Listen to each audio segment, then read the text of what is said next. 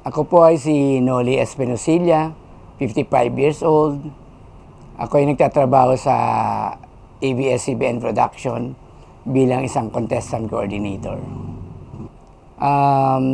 Madalas pagka nasa trabaho ko, sumasakit yung balakang ko, yung tuhod ko, lalo pag malamig sa loob ng studio, yung mga buto-butuhan ko ay nananakit dahil sa lamig.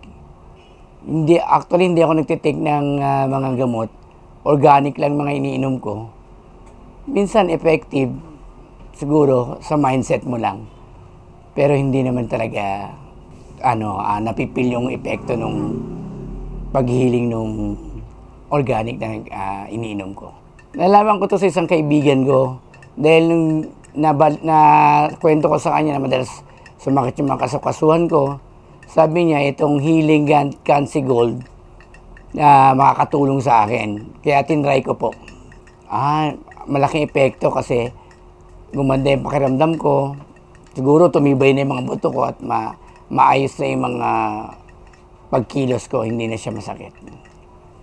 Para sa mga taong katulad ko sumasakit ng mga kasukasuhan, hindi po masamang itry ang Healing Cancy Gold. Itry niyo po ito. Napaka-epektibo sa katawan nyo.